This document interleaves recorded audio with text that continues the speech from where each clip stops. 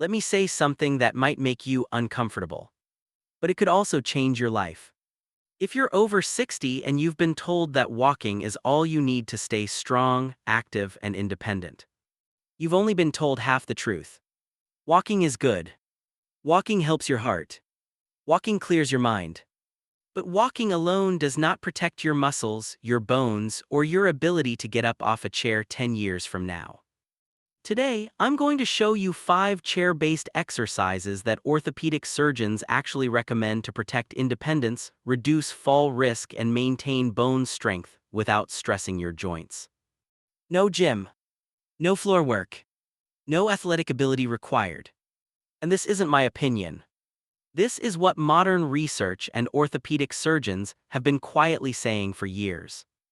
A 2023 study from the University of Missouri looked at adults over 60. One group walked regularly. Another group performed simple seated resistance exercises. The result: the seated exercise group improved functional strength by 27% more than the walking group. 27%. That's not a small number. That's the difference between standing up without help, or needing someone to pull you up, lifting your grandchild, or watching from the couch. Now, before anyone gets angry, no, walking is not bad. But if walking were enough, then why do so many lifelong walkers still struggle with stairs, balance, and getting out of chairs? Because after 60, the real enemy isn't laziness. It's muscle loss. It's called sarcopenia, and it begins quietly stealing 3–5% of your muscle every decade after age 30. By your 70s, that can mean losing nearly 1/3 of your strength unless you fight back. And walking doesn't fight back hard enough. Before we start, quick favor. Drop your age and where you're watching from in the comments. We read every single one. Let's begin. Number 5, seated calf raises, the circulation booster almost everyone overlooks. Most people think calf muscles are just about appearance. Something you notice in shorts, something you stop caring about with age. That belief quietly causes problems. Because your calves are not just for looks, they are functional, life support muscles. In fact, doctors often call them your second heart. Hear why. Every time your calf muscles contract, they squeeze the veins in your lower legs and help push blood upward back toward your heart. This process is known as the venous pump, and after 60, this pump becomes critically important. When calf muscles weaken, blood doesn't move efficiently. It pools in the ankles, legs begin to swell by evening, your feet feel heavy, and over time, the risk of circulation problems and blood clots increases. This isn't speculation. A 2021 study published in the Journal of Applied Physiology followed older adults with mild circulation issues. Those who performed seated calf raises just 3 times per week improved blood return from their legs by over 40% in only 12 weeks. No walking program produced results that strong. So how do you activate this second heart safely? Sit tall in a sturdy chair.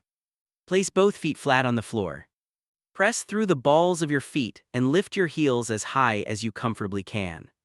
Now pause for 2 seconds at the top. That pause matters. Then lower your heels slowly back to the floor. The slow lowering is where real strength is built. Start with 15 repetitions. Gradually work your way up to 3 sets of 25. When that feels easy, place a book or light weight across your thighs to increase resistance. This exercise is gentle on the hips and knees, safe for most seniors, and incredibly effective. Simple movement. Powerful circulation. Big payoff. Number 4, seated knee extensions, the getting up muscle. If you struggle to climb stairs, stand from the toilet, get out of a car, your quadriceps are weakening, and walking doesn't challenge them enough. A University of Vermont study followed adults over 60 for 5 years. Those who didn't train their thighs lost 16% muscle mass. Those who did seated leg exercises gained strength instead. To do it, sit tall. Extend one leg straight. Squeeze your thigh for 3 seconds. Lower slowly over 4 seconds. That squeeze matters more than speed. Do 12 reps per leg, 3 sets. Strong quads protect your knees and keep daily life easy. Number 3, seated hip marches, the fall prevention exercise most seniors never train. Here's a truth that surprises a lot of people. Most falls don't happen because someone suddenly loses balance. They happen because the foot doesn't lift high enough off the ground. That small drag, the one you barely notice, is enough to catch a rug, a curb, or even thin air. The real culprit is weak hip flexor muscles. These muscles lift your leg every time you take a step. When they weaken, walking turns into shuffling, and shuffling leads to trips. This isn't just an opinion. A major study from the Mayo Clinic found that hip flexor weakness was the single strongest predictor of falls in older adults, stronger than eyesight, reaction time, or even balance tests. That's why this exercise is so important. To perform seated hip marches, sit near the front edge of a sturdy chair. Keep your spine tall and your core gently engaged, no leaning back. Lift one knee toward your chest as high as you comfortably can.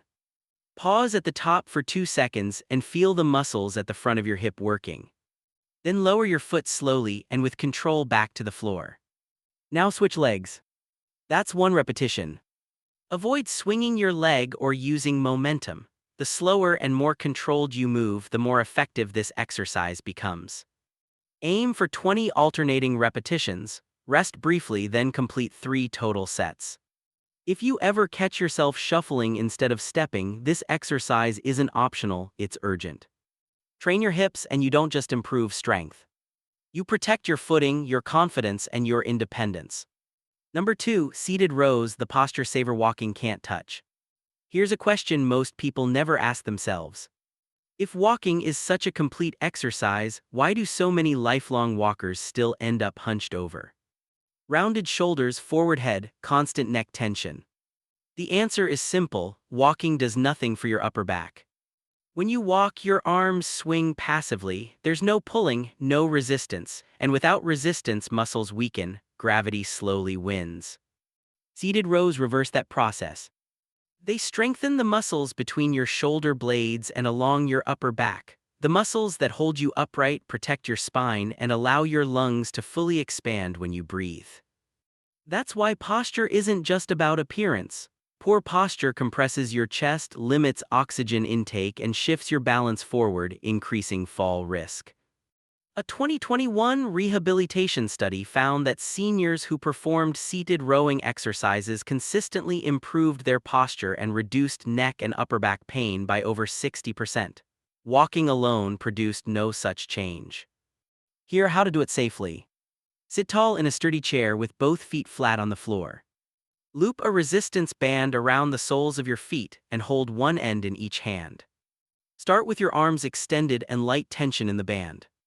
Now pull your elbows back slowly, keeping them close to your sides.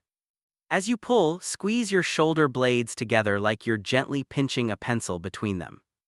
Hold for 2 seconds, then release slowly with control. Aim for 3 sets of 15 repetitions. You should feel the work in your upper back, not your neck. Do this regularly, and you may notice something unexpected. You don't just stand taller. You breathe easier, move with more confidence, and hurt less doing everyday tasks.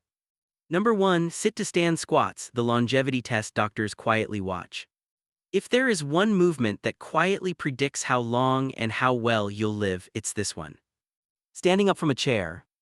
It sounds almost too simple, but researchers have repeatedly found that the ability to rise from a seated position is strongly linked to independence, mobility, and overall lifespan.